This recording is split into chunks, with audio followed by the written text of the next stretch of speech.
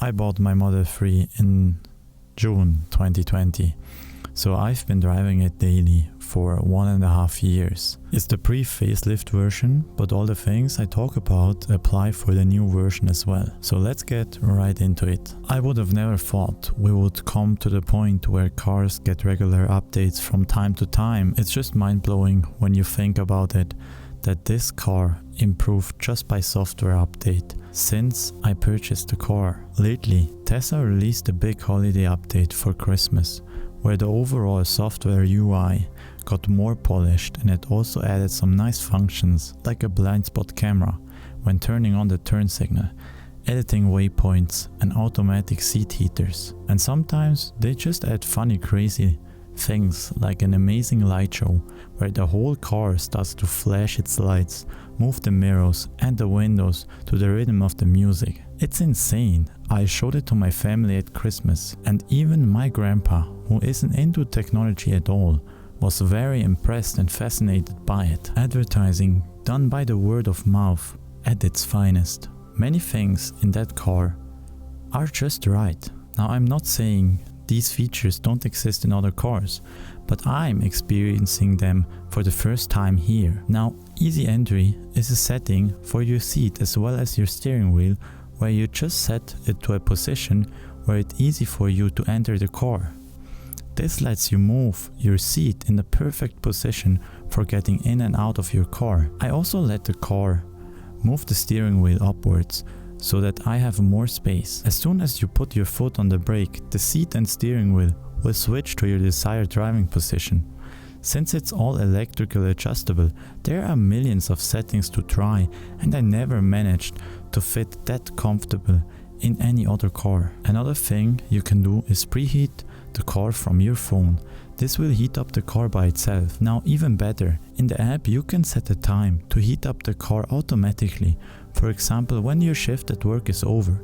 With that, you never enter a freezing cold car again, especially in the winter. I knew the running cost of an electric car are much lower than a traditional gasoline car, but I couldn't think that it is that extreme. Most of my charging is done at home, and for this I just installed a normal outlet, nothing high voltage or fancy. Tesla includes a mobile charger, which I use daily for my charging at home. Now, my Tesla automatically charges at night at off-peak hours for around 20 Rappen or 0.2 Swiss franc. This is a bit higher than the lowest rate possible because I have an electric plan that supports renewable energy and doesn't include any nuclear power plants. If we are comparing my Tesla Model 3 with 32,000 kilometers to a similar gasoline car using 6 liters per 100 kilometer driving, and a gasoline cost here in Switzerland of 1.8 Swiss franc per liter gasoline, I saved around $3,400. This is just 1.5 years, which is just nuts. And this is not including savings of service cost that would have been much higher in a gasoline car later down the line. The difference could be even higher if I wouldn't use a more expensive renewable energy plan. With my charging done at home, I always leave with a charged car from home, which seems obvious, but you only realize the difference after a while.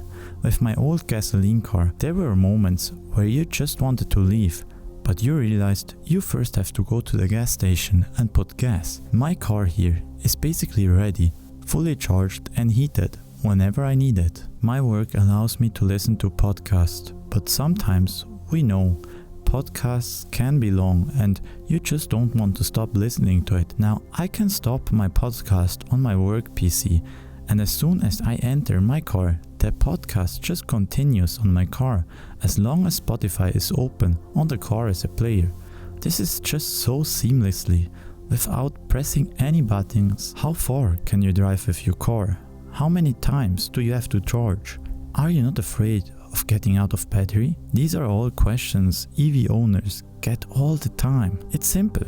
Once I get in the car and drive a longer distance, I put in the navigation system and it automatically tells me if I have to charge, where I have to charge and how long I have to charge. I never worry about getting out of juice because I know my car is going to handle all that for me. And this is how owning an EV should be.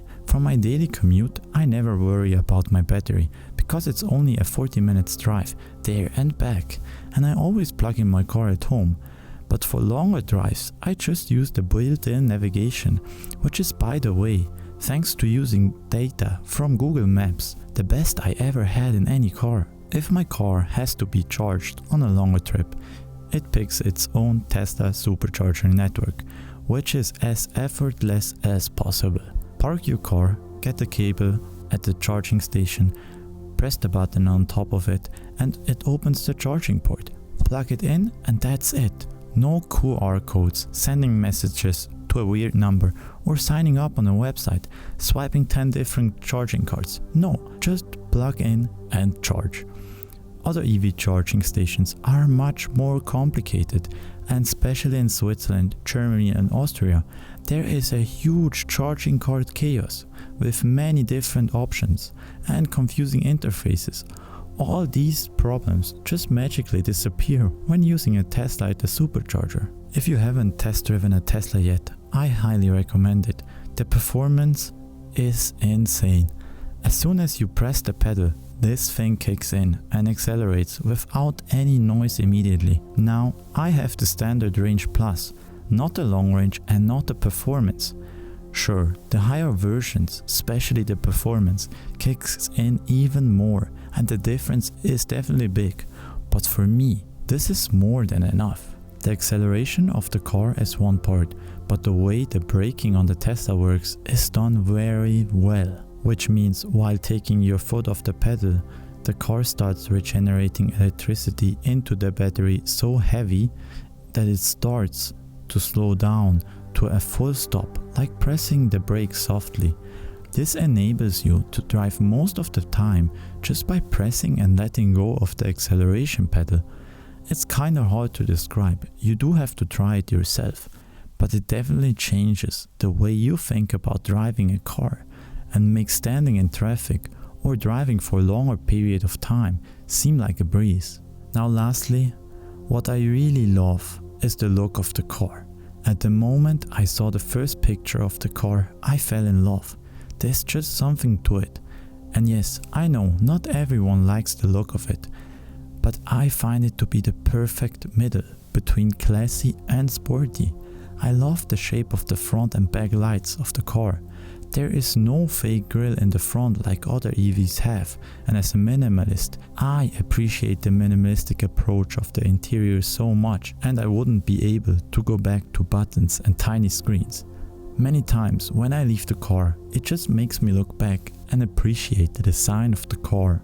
I probably could go on for hours talking about many points of the Tesla Model 3 that I just appreciate and love so much. But let's be honest, not everything is perfect about the car. A perfect car just doesn't exist. But this one definitely gets very close for my personal needs. Now, if you want me to do a video about things I don't like about the Tesla Model 3, let me know in the comments below. I'm sure I can come up with some points. With that being said, thank you for watching till the end, and I just like to do some different type of videos like this from time to time. If you would like to know my monthly favorites from December, you can click this video right here, and no, the Tesla Model 3 is not included in there. Okay, thanks for watching and I see you there.